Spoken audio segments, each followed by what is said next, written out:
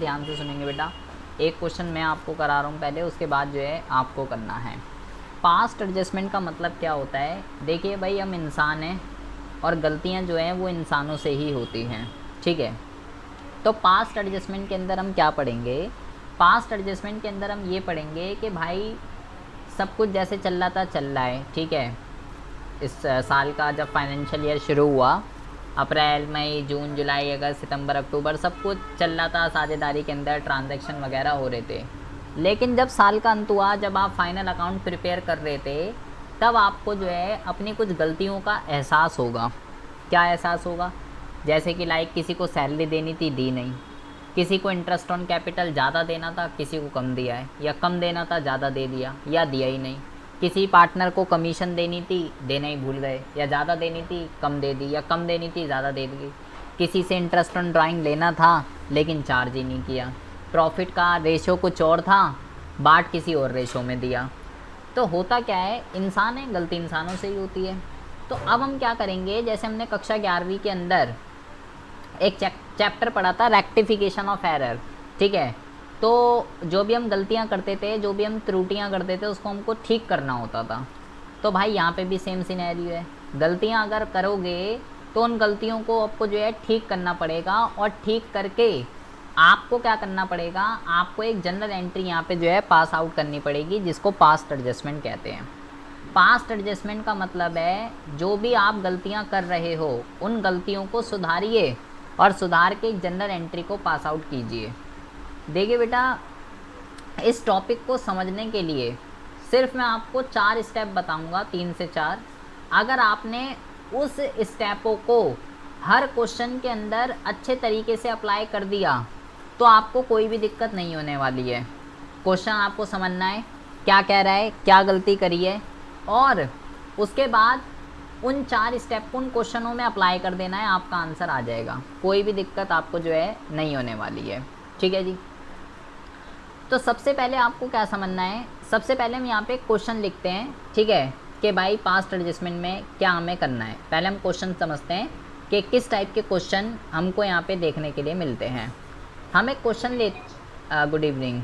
हम एक क्वेश्चन लेते हैं जिसमें हम ये लिखते हैं कि भाई प्रीति है, ठीक है, सुरभि है, प्रीति है, सुरभि है एंड तनीषा है, ठीक है जी।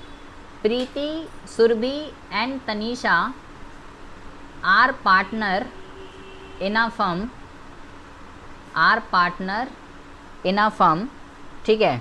ये तीनों जो है पार्टनर हैं। Their capital account, their capital account stood at like 30,000, 15,000 and 15,000, the 15,000 respectively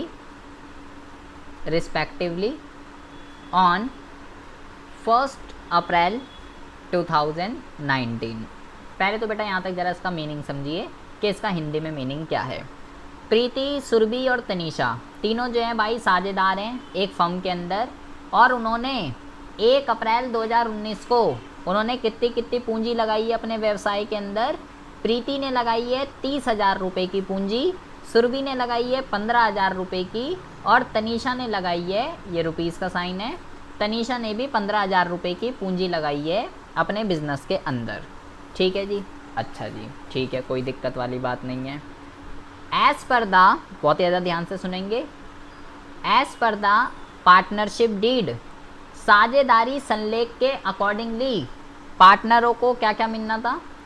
as per the partnership deed, as per the partnership deed Tanisha was to be allow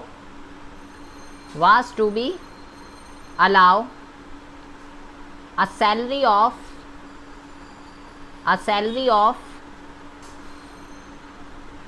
3,000 rupees per annum.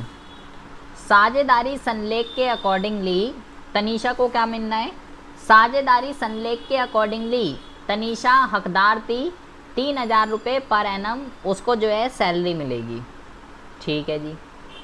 Interest on capital, जिसने capital लगाई है सभी साझेदारों को interest on capital 5% मिलेगा per annum के accordingly. ठीक है जी, 5% पर एनम ऑन कैपिटल, ये होगा जी। एंड पार्टनरशिप डीड के accordingly profit and loss in the ratio, और लाभ और हानि का जो अनुपात होगा वो बेटा 2:1 होगा। साझेदारी संलेख के अंदर as per the partnership deed, साझेदारी संलेख के अंदर 3 चीज़ें लिखी हुई हैं बेटा।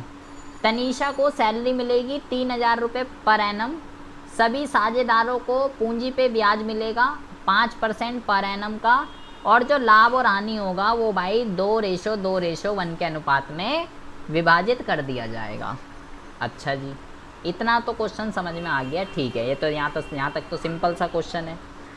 अब जरा बेटा ध्यान से समझेंगे, ये हो गया पार्टनरशिप डीड के अकॉर्डिंगली क्या क्या होना था। अब क्वेश्चन में क्या कहता है, अब क्वेश्चन में ये कहता है कि इग्नोरिंग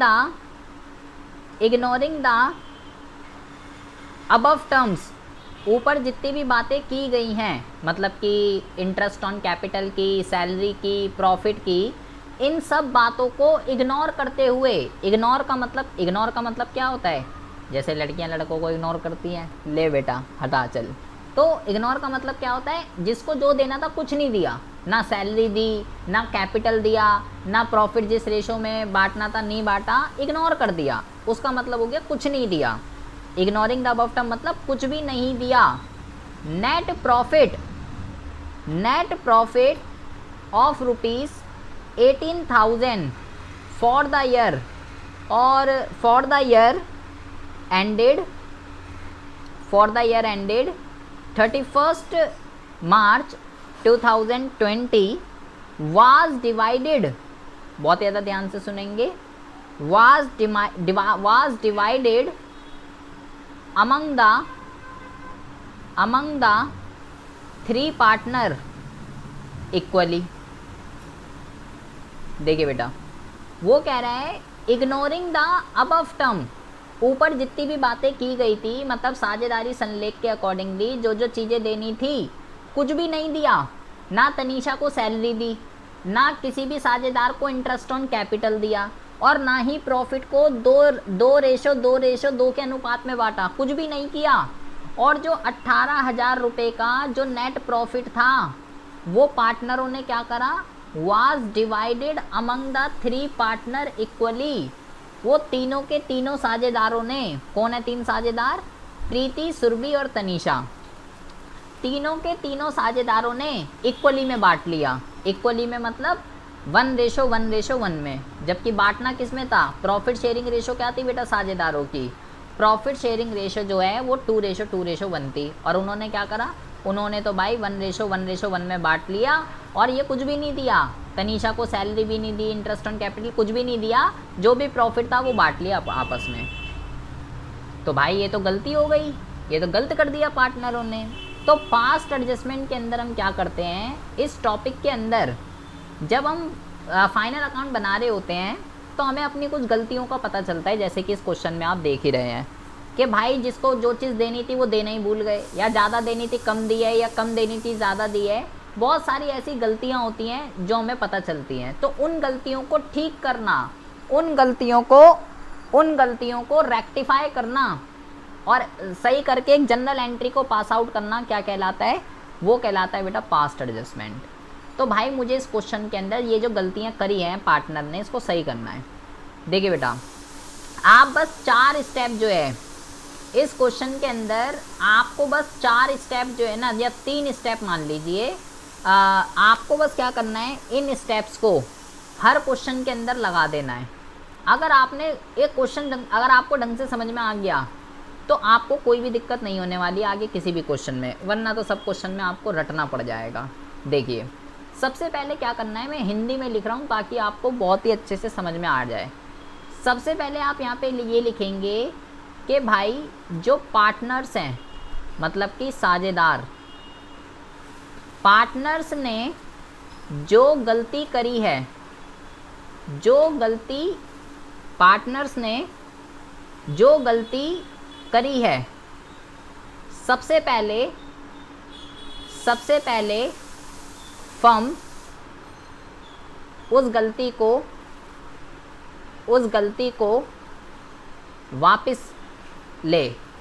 जैसे कि हमारे क्वेश्चन के अंदर बेटा क्या हो रहा है, गलती क्या करी है बेटा पार्टनर ने हमारे क्वेश्चन के अंदर, जो 18,000 रुपये का प्रॉफिट था उसमें से तनीषा को सैलरी देनी थी, इंटरेस्ट ऑन कैपिटल देना था, और उसके बाद जो प्रॉफिट बचता वो 2:2 के अनुपात में विभाजित करना था। लेकिन पार्टनर ने क्या करा, इस 18,000 रुपये को 1:1 में विभाजित कर लिया। तो हमारे क्वेश्चन में गलती क्या है कि भाई ये 18,000 रुपये तीनों ने बांट लिए, मतलब कि 6,000 रुपये प्रीति के, 6,000 रुपये सुरभि के और 6,000 रुपये तनीषा के। प्रीति, सुरभि, तनीषा 6,000 रुपये तीनों ने बांट लिए और वो को दिया भी नहीं। तो पहला स्टेप क्या है, पार्टनर्स ने, साझेदारों ने जो गलती करी है सबसे पहले उस गलती को ठीक कीजिए। फर्म क्या करे, उस गलती को वापस ले।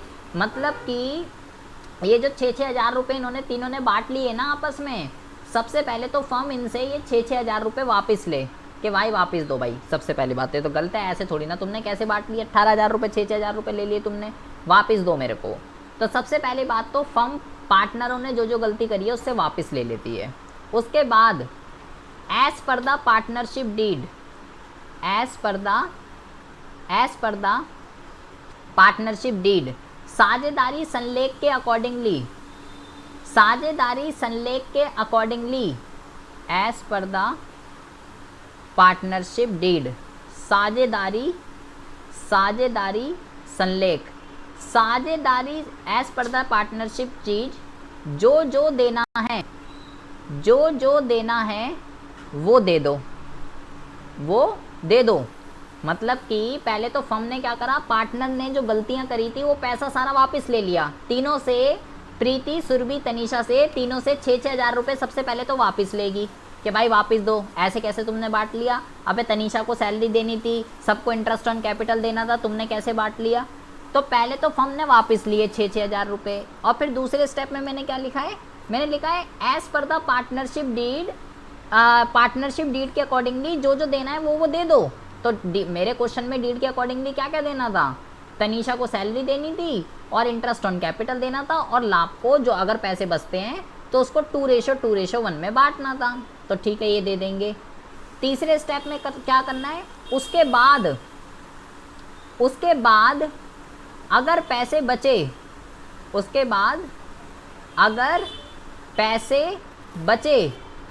तो वो एज अ प्रॉफिट, मतलब एज अ लाभ, जो बाकी का बचा, पहले सैलरी देनी है, इंटरेस्ट ऑन कैपिटल देना है, और उसके बाद अगर पैसे बचते हैं तो वो हम क्या करेंगे, वो एज अ प्रॉफिट जो है बांट देते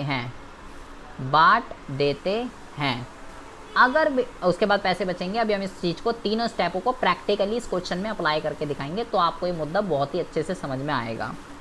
अगर बेटा आपने ये 3 स्टेप किसी भी क्वेश्चन में अच्छी तरीके से लगा दिए, पहले क्वेश्चन को समझा कि भाई क्या चल रहा है, गलती क्या करी है पार्टनरों ने, उस गलती को पहले वापस लेना है, फिर डीड के अकॉर्डिंगली जो देना था वो दे दो, और उसके बाद पैसे जो बचे वो एज अ प्रॉफिट बांट दो। हर क्वेश्चन में यही 3 चीज़ें लगानी है। जिस भी क्वेश्चन में आपने ये तीनें तबीयत से लगा दी, आपका क्वेश्चन गलत नहीं होगा। ठीक है जी। अब सबसे पहले क्वेश्चन तो हमने देख लिया, ये 3 स्टेप हमको लगाने हैं। सबसे पहले हम बेटा इसको करने के लिए हमें जो है एक स्टेटमेंट को बनाना पड़ेगा। सबसे पहले हमें एक फॉर्मेट देखना पड़ेगा इसका। आपको लिखना है statement showing adjustment to be made. हमें इसका फॉर्मेट क्या है, किस तरीके से काम धंधा चलेगा, ज़रा देखिए।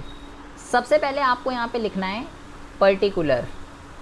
ठीक है, यहाँ पे आप लिख देंगे पर्टिकुलर। बेटा बहुत ही ज़्यादा ध्यान से सुनेंगे प्लीज़।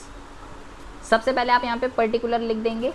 ठीक है, उसके बाद यहाँ पे आप लिखेंगे फर्म का कॉलम बना देंगे, और उसके बाद जितने भी साझेदार होंगे, जितने भी पार्टनर होंगे, उतने कॉलम बनेंगे। हमारे क्वेश्चन में 3 है। कौन कौन है हमारे क्वेश्चन में? हमारे क्वेश्चन में जो है प्रीति है। ठीक है, तो प्रीति का कॉलम बना देंगे। फिर हमारे क्वेश्चन में सुरभि है। सुरभि का कॉलम बना देंगे, और फिर हमारे क्वेश्चन में तनीषा है, तनीषा का कॉलम जो है हम यहाँ पे बना देते हैं। जितने भी साझेदार होंगे एक फर्म का बनेगा, और जितने भी साझेदार होंगे उनका कॉलम बनेगा। उसके बाद क्या करना है, इन सभी जितने भी आप हम बनाए हैं, फर्म का, प्रीति का, सुरभि का और तनीषा का, उसके बाद आपको क्या करना है, उसके बाद आपको जो है इन सभी कॉलमों को, फर्म का, प्रीति का, सुरभि का और तनीषा का, इन सभी को बेटा आपको क्या करना है, दो दो पार्ट में जो है बांट देना है। यहाँ पे लिखना है डेबिट, यहाँ पे लिखना है क्रेडिट, इसको भी बांट दीजिए। यहाँ पे लिखना है डेबिट, यहाँ पे लिखना है क्रेडिट। ऐसे ही सिमिलरली सुरभि का भी, सुरभि के भी कॉलम को हम बांट देते हैं, डेबिट क्रेडिट कर देते हैं, और ऐसे ही हम जो है तनीषा के उसको भी हम जो है डेबिट क्रेडिट कर देते हैं। ठीक है जी, 1 मिनट रुक जाइए बस। आप जरा बेटा बहुत ही ज़्यादा ध्यान से पहले आपको सुनना है, अभी हम यहाँ लिख देंगे। पहले आपको ये समझना है, हमने इन सभी कॉलम्स को, फर्म का, प्रीति का, सुरभि का और तनीषा का, debit credit debit credit debit credit, अभी हम यहाँ पे इनको जो है बांट देंगे। ये हो गया इसका डेबिट, ये हो गया इसका क्रेडिट, और तनीषा का भी यहाँ पे आ गया डेबिट और यहाँ पे आ गया क्रेडिट। अब बेटा आपको अपनी दिमाग की बत्तियाँ जो है जला लेनी है, ठीक है, क्योंकि अब हमें बहुत ही इंपॉर्टेंट रिगार्डिंग ज़रा बात समझनी है कि भाई डेबिट साइड पे क्या आएगा और क्रेडिट साइड पे क्या आएगा। ये इसका फॉर्मेट है पास्ट एडजस्टमेंट का। ठीक है बेटा, अगर आपके पास से पैसे जा रहे हैं, चाहे वो कोई भी हो, चाहे वो फर्म हो, चाहे वो पार्टनर हो, ये बेटा फर्म है साझेदारी, और ये 3 पार्टनर हैं, प्रीति, सुरभि और तनीषा।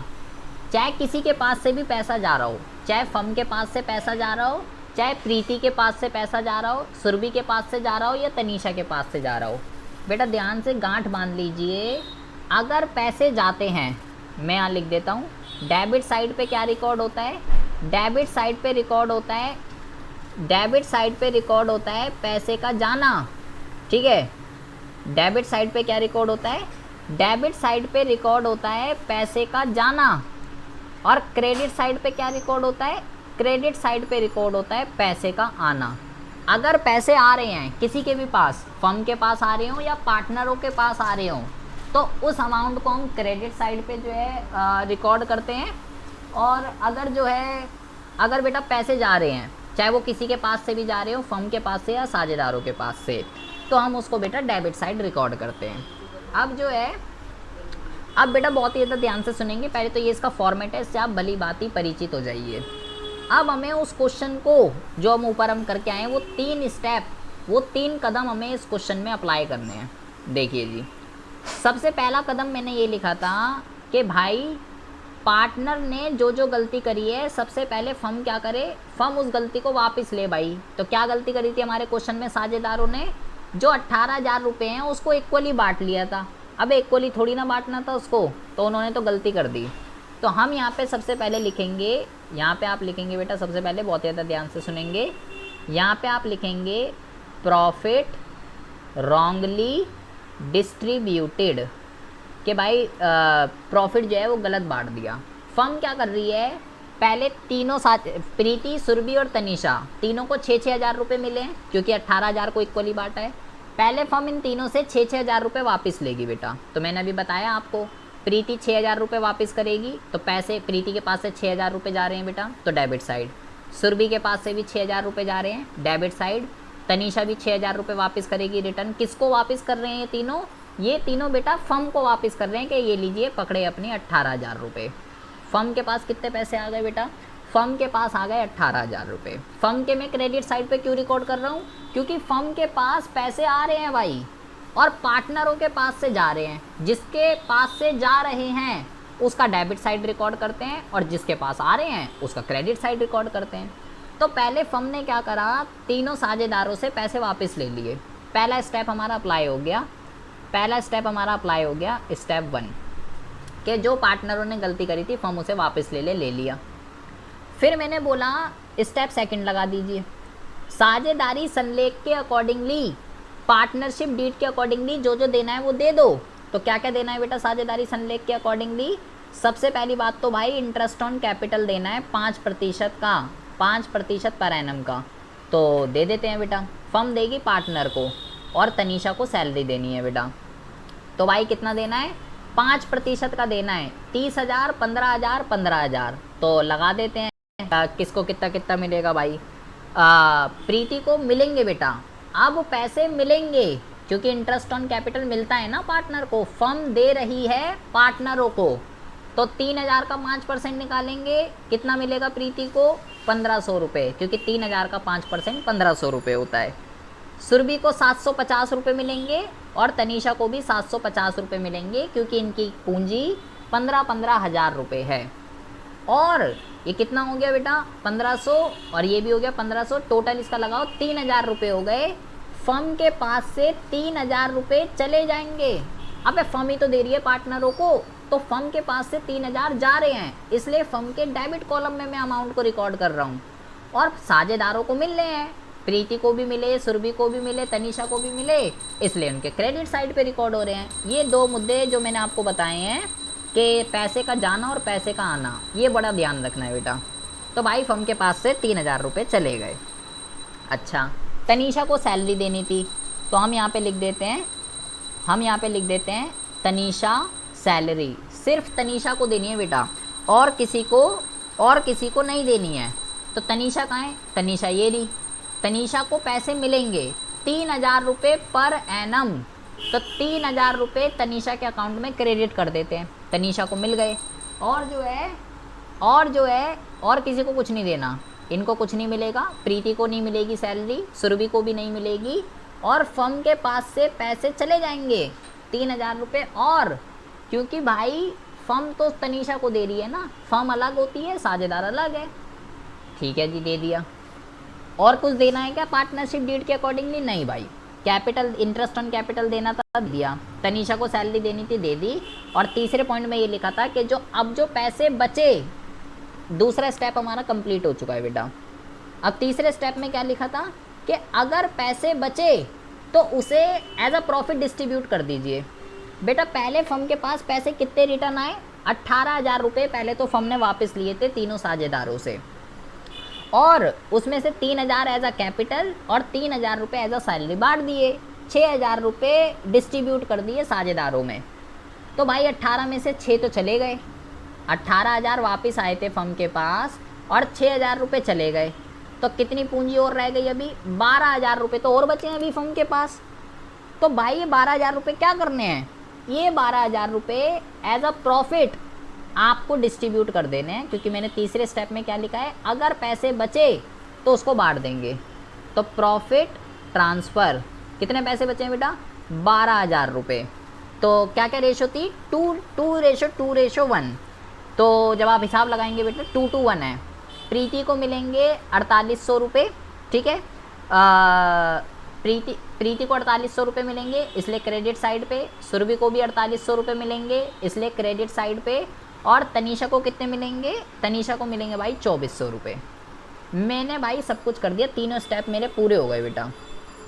अब क्या करना है, बहुत ज़्यादा ध्यान से सुनेंगे, लाइन खींचनी है। यहाँ लाइन खींचेंगे और यहाँ लिखेंगे टोटल। जब आप इसका टोटल करोगे ये आएगा बेटा 18,000, इसका टोटल करोगे ये आएगा 18,000, इसका टोटल करोगे ये आएगा 6,000, एंड पी का इसका टोटल करोगे ये आएगा बेटा 6300। इसका कर दीजिए 6,000, एंड इसका भी कर दीजिए ये आएगा 55550, ठीक है। इसका भी कर दीजिए ये आएगा 6,000, एंड इसका भी कर दीजिए ये आएगा बेटा 6150। अब देखिए फर्म का बेटा हमेशा इक्वल आएगा, ठीक है। फर्म का जो है हमेशा इक्वल आएगा। अगर फर्म का आपका इक्वल नहीं आ रहा तो भाई आप गलत कर रहे हो क्वेश्चन, आपने कुछ गलत कर दिया। अगर आपका फर्म का इक्वल नहीं आ रहा, ये हमेशा इक्वल आएगा, यहाँ इक्वल नहीं आएगा, साझेदारों को इक्वल नहीं आएगा। वो तो रेयर केस है, बाई चांस आ जाए तो ठीक है, लेकिन इनका अपने आप आ रहा है तो ठीक है इक्वल, वरना मेरी कोई वो नहीं है।